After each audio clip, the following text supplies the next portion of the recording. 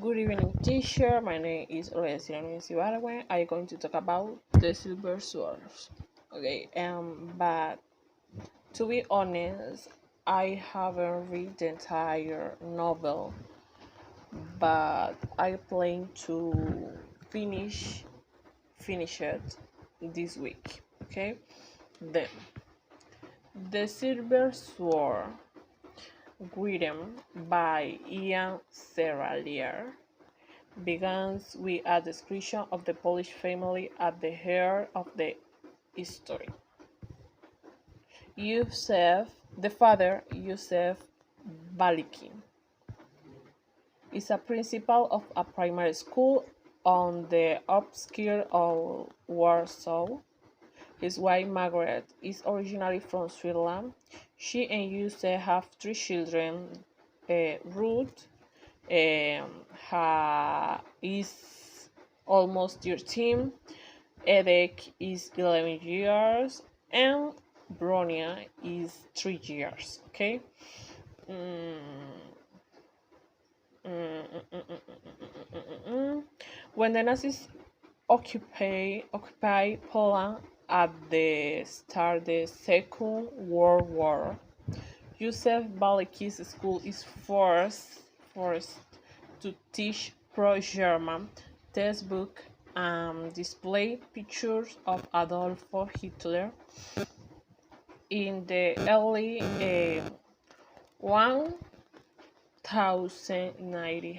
1940s, after Józef flipped a photo of Hitler in his classroom to face the wall, the Nazis took him and sent him to Sakina, a prison camp in the mountains of southern Poland. The prisoners barely have enough to eat, and the cold weather keeps them continually in fear for their life. But Józef is determined to find a way to escape. After being in the prison camp for over a year, Józef comes up with a strategy to escape from Sakina.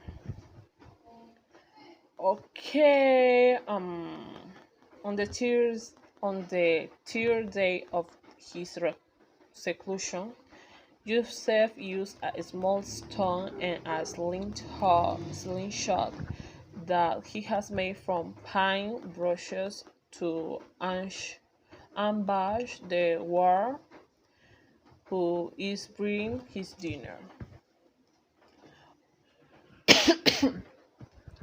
After leaving the prison camp, Józef walks towards to the town of Sakina.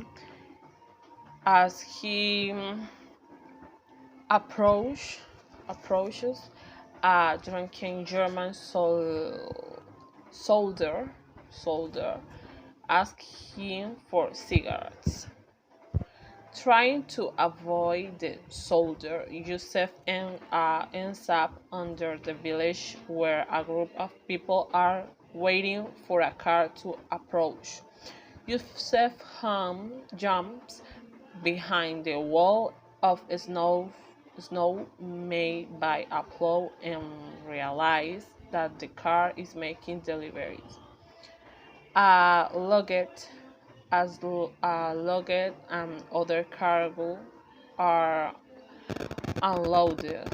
Józef is forced to find different hiding places and eventually ends up in one of the posts he just unloaded. And suddenly, Józef realized that the bus is moving and is being transported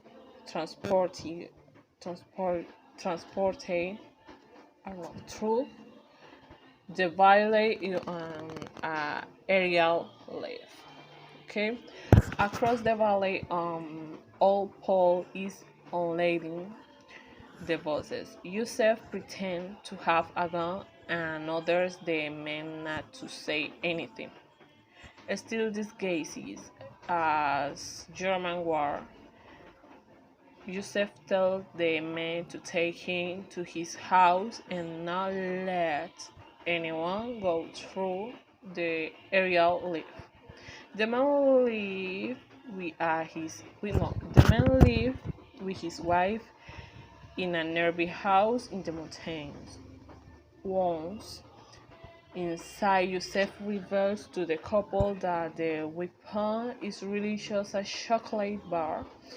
At the moment the prison alarm bells begins to ring, Yusef tells them that he is an escapee and that he is only pretending to be a war. They agree to hide it, and the next morning the old man goes back to the work in the elevator. The next morning, Yusef returns to the site of his old home, expecting to meet Jam again. Jam is there with her wooden boss and her cat. Yusef tells him not to steal anything from him, since he has realized that Jean is a small pickpocket. Yusef says that he has decided to go to Switzerland and asks the boy if he knows the best way to find a train leaving Warsaw. Jan tells him that he will be caught, shot, or frozen to death. But Yusef insists, and Jan eventually leads him to a bend in the track where the trains slow down. And Jan gives Yusef food that he has stolen from the Nazis' barracks. And Yusef is able to board a fresh train heading west. He was back to town, thinking of the silver sword in his wooden box. Okay, the history goes back at the point to tell to reader about the plight of the Belgian children on the night Margaret is arrested by German soldiers. The children are locked in their rooms while her mother is taken away. Okay, Edek, a member of the Children's Rifle Brigade, can shoot the soldiers from the room above, but the truck with the soldier and his mother drives away from him. Knowing that the soldier will return, Edek breaks the door to his room and frees his sister, Ruth and Bronia. They can escape before the Nazis return and blow up their house. The three of them walk through the night until at the opposite of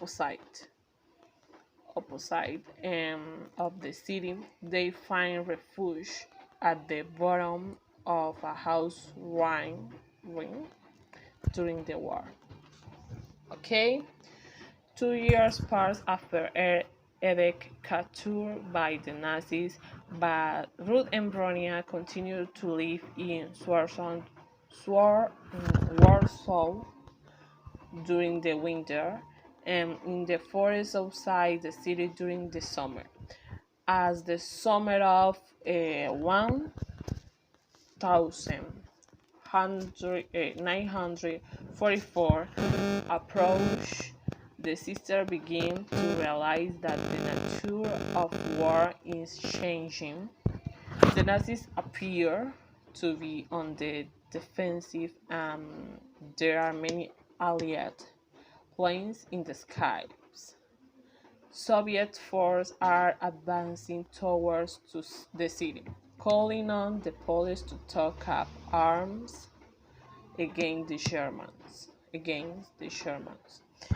In August, the Polish citizens of Warsaw began attacking Nazis forces within the city, and a fierce battle ensues between the Poles and the Germans. Soviet troops received an order from Stalin forbidding them to intervene in the battle, and the Poles must fight without the promised help.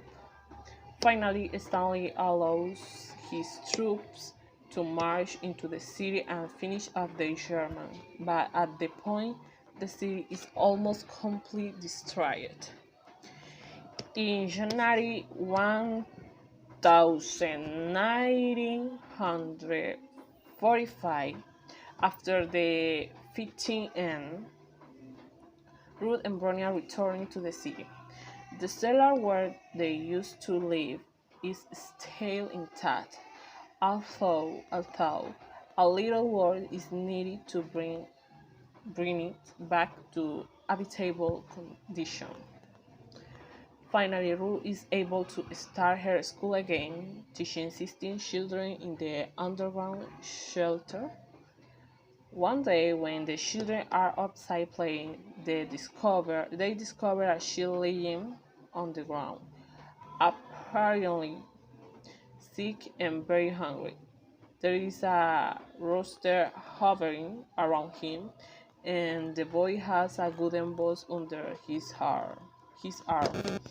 Rue feels sorry for the sick children and shelters him in her house.